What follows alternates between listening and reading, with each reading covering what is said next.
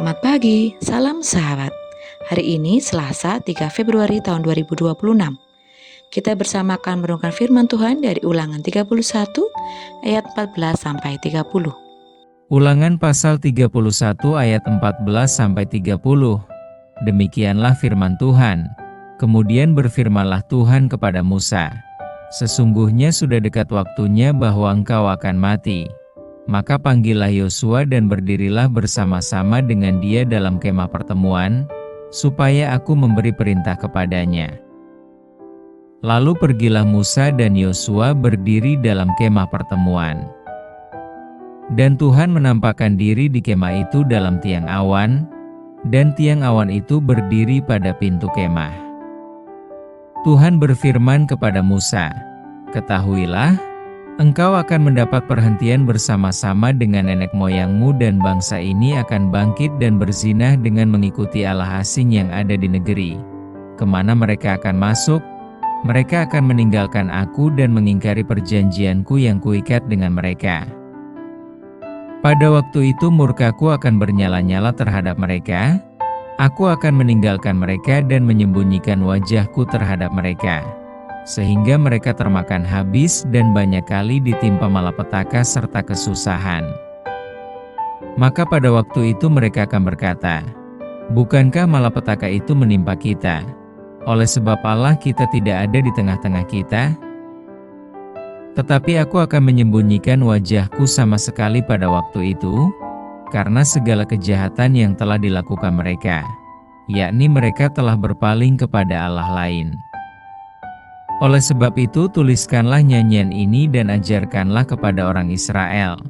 Letakkanlah di dalam mulut mereka, supaya nyanyian ini menjadi saksi bagiku terhadap orang Israel.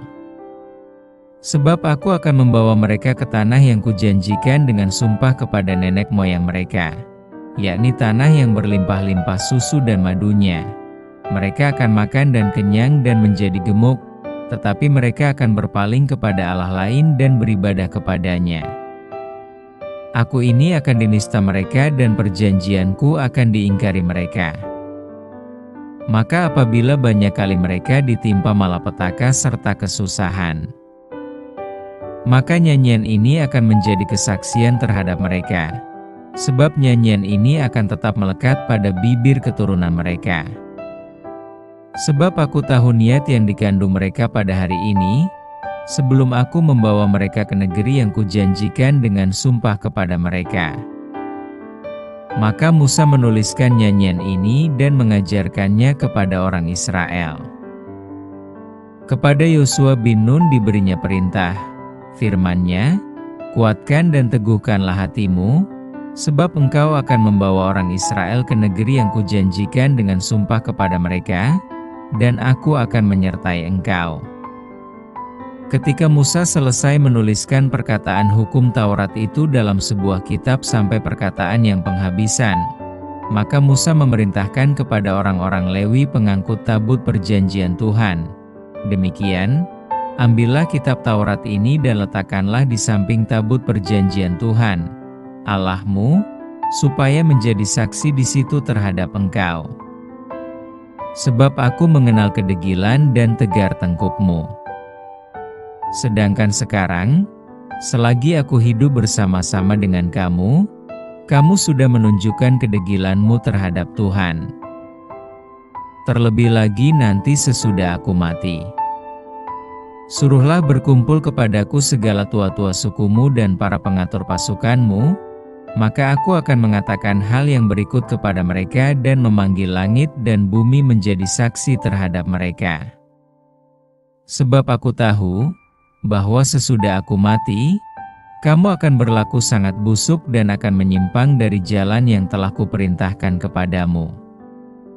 Sebab itu di kemudian hari malapetaka akan menimpa kamu, apabila kamu berbuat yang jahat di mata Tuhan, dan menimbulkan sakit hatinya dengan perbuatan tanganmu." Lalu Musa menyampaikan ke telinga seluruh jemaah Israel nyanyian ini sampai perkataan yang penghabisan, dengan tema menyediakan sarana untuk pertobatan. Kita semua tahu bahwa walaupun sudah menjadi orang percaya, kita masih penuh dengan kelemahan.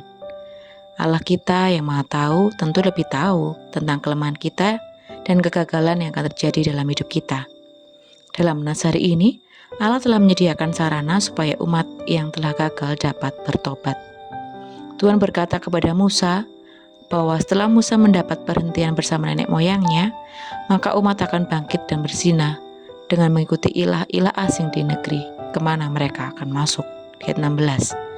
Mereka meninggalkan Tuhan dan mengingkari perjanjian mereka dengannya. Ayat 16. Ketika itu terjadi, Tuhan akan murka dan meninggalkan umat dan membiarkan umat ditimpa banyak malapetaka dan kesusahan. Di ayat 17. Kemudian Musa diperintahkan membuat sebuah nyanyian dan mengajarkannya kepada umat supaya nyanyian itu menjadi saksi Tuhan terhadap umat. Ayat 19. Nyanyian ini penting untuk umat di kemudian hari. Tuhan akan bawa mereka masuk ke tanah Kanaan yang berlimpah susu dan madu. Umat akan makan, kenyang, dan menjadi gemuk, namun akan berpaling kepada ilah lain. Mereka akan menista Tuhan dan mengingkari perjanjiannya. Di ayat 20. Ketika Tuhan berikan banyak malapetaka dan kesusahan, nyanyian itu menjadi saksi, sebab nyanyian itu akan dinyanyikan oleh keturunan mereka. Di ayat 21. Tidakkah kita lihat betapa luar biasanya Allah yang kita sembah? Allah yang tetap akan berikan berkat bagi umatnya dengan berlimpah, walau tahu setelah itu mereka akan berkhianat. Allah sudah menyediakan sarana supaya umatnya dapat bertobat melalui nyanyian yang diajarkan kepada mereka dan keturunan mereka. Nyanyian akan menjadi saksi tentang pelanggaran mereka di tengah anugerah Allah yang begitu berlimpah. Lihat di Ulangan 32. Kita manusia lemah, kita pasti pernah dan mungkin akan jatuh lagi.